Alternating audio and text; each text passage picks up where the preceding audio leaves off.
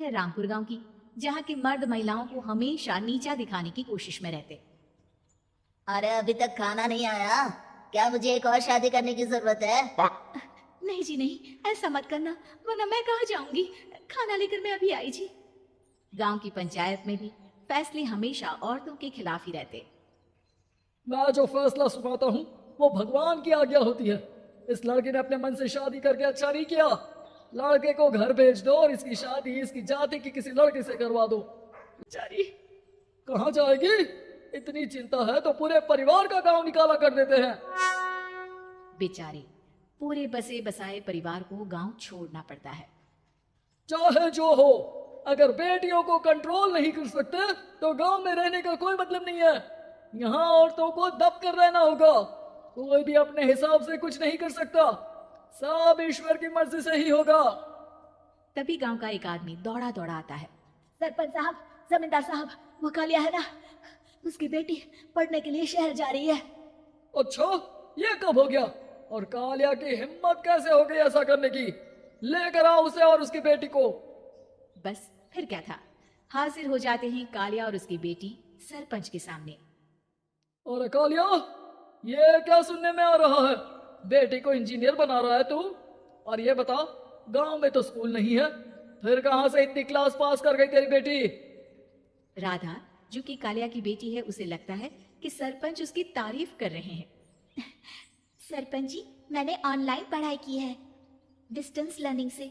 सभी में मैंने अच्छे नंबर पाए हैं, जिसे देखते हुए शहर की इंजीनियरिंग कॉलेज में मुझे स्कॉलरशिप मिली है। वाह जी वाह, क्या होती है ये? पहले तो ये बताओ, फिर आगे की बात करते हैं। पूरा गांव राधा की बात सुन रहा था और राधा बोलती जा रही थी। तो ऐसे मैं फ्री में एक अच्छी शिक्षा लेकर गांव में जो कुछ परेशानियां हैं, जैसे बिजली, पानी और इंटरनेट जैसी समस्याओं के लिए काम करूंगी। मैं गांव को शहर से जोड़ने के लिए पुल का निर्माण करवाने का प्रस्ताव रखूंगी। मुझे पूरी उम्मीद है कि जल्द ही हमारा गांव भी तरक्की की राह पर चल पड़ेगा। राधा की बात सुनकर सारे गांव वाले ताली बजाने लगते हैं। सरपंच को समझ नहीं आता कि वो क्या करे। चुप रह नादान लड़की। गांव के खिलाफ जाने के लिए तुझे गांव से बेदखल कर दिया जाएगा, वो भी पूरे परिवार के साथ। और हाँ, अगर ठीक से गांव में रहना चाहती है तो ये पढ़ाई लिखाई छोड़ दे। हम तेरे लिए गांव का कोई होनहार लड़का देखेंगे।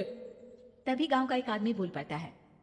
अरे नहीं नहीं सरपंच जी, राधा बिटिया जो बता रही है अगर वैसा हो जाए तो हम लोगों को पैसा कमाने के लिए बाहर नहीं जाना पड़ेगा।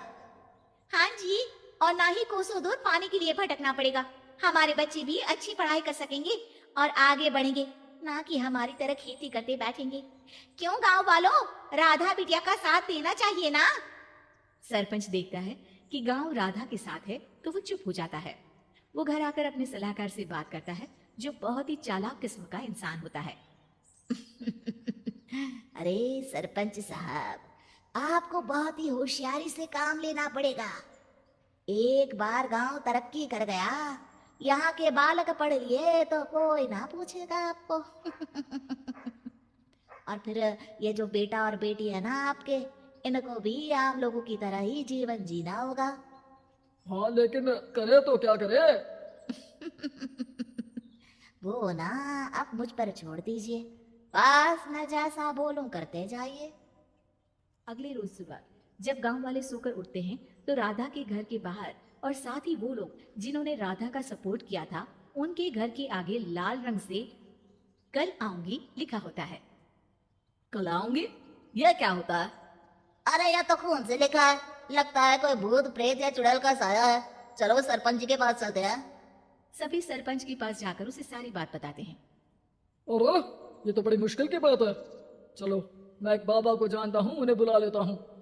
सरपंच बाबा को लेकर गांव के घर के बाहर जाता है। ओहो, तो ये वो चुड़ैल है जो उन लोगों को निशाना बनाते हैं जो गांव को बदलने का सपना देखते हैं। वो गांव को ऐसे ही संपन्न देखना चाहती है। वो नहीं चाहती कि कोई बाहरी यहाँ का कायाकल्प करे। क्या तुम लोगों में से किसी ने गांव को बदलने की सोच रखी है? तभी राधा की माँ रोते रोते आती है। मेरी राधा घर से गायब हो गई है, अरे कोई तो बचाओ, मेरी बच्ची कहाँ गई।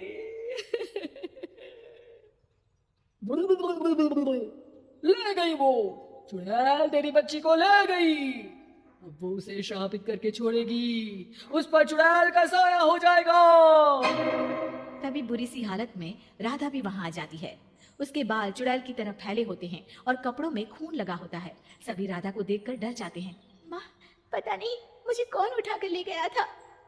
अरे दूर दूर हो जाए चुड़ैल, अब हम लोग इस गांव में नहीं रुकेंगे। अरे कैसी बातें कर रहे हैं आप? कल तो आप मेरे भरोसे गांव का हुलिया बदलने, अपने बच्चों को पढ़ाने और तरक्की उन्नति की बात कर रहे थे, तो आज क्या हो गया आपको?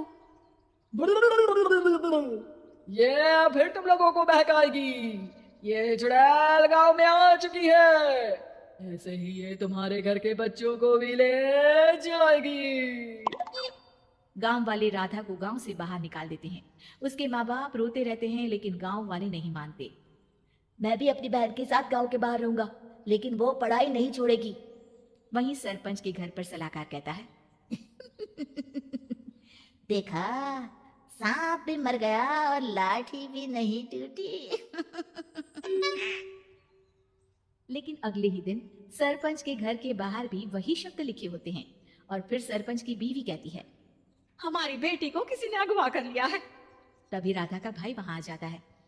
अरे गांव वालों, मैंने सरपंच जी की बेटी को देखा था, वो चुड़ैल उसे उठाकर ले जा रही थी। अरे क्या मजाक कर रहे हो? नहीं नहीं सरपंच जी, आप नहीं जानते, वो चुड़ैल अब आपकी बेटी में आ जाएगी, जैसे राधा के अंदर आ गई थी। तभी सरपंच की बेटी वैसी ही हालत में वहां आती है जैसे राधा आई थी। पापा, पता नहीं कैसे मैं गायब हो गई थी। चुड़ैल, इसके अंदर भी चुड़ैल का साया है, मारो इसे। अरे नहीं नहीं, इसे भी राधा के पास गांव के बाहर ही भेज दो। अरे चुप रहो, मेरी बेटी कहीं नहीं जाएगी, और चुड़ैल वुड़ैल कुछ नहीं होता है। अरे कैसे बात कर रहे हो सरपंच जी? आप तो बोल रहे थे कि आपका फैसला भगवान का ज्ञान होता है, तो अपने पर बात आई तो अब आप ऐसे बोल रहे हैं। अरे ना ना ना, आपको अपनी बेटी को त्यागना ही होगा। अरे बुलाओ बाबा को। राधा का भाई बाबा को ले आता है, जिसे अब गांव वालों के डर के कारण सच बोलना पड़ता है। मैं कोई बाबा नहीं हूँ, मैं तो मोची था। ये सलाहकार महोदय ने मुझे कहा था एक्टिंग करने को, वो मुझे पैसे देने वाले हैं। अब मुझे माफ कर दो। गलती हो गई, मुझे माफ कर दो। तभी वहां राधा आ जाती है। देखा सरपंच जी, जब गांव के बच्चे साक्षर होंगे तो आप जैसे लोगों की चालाकी नहीं चलेगी।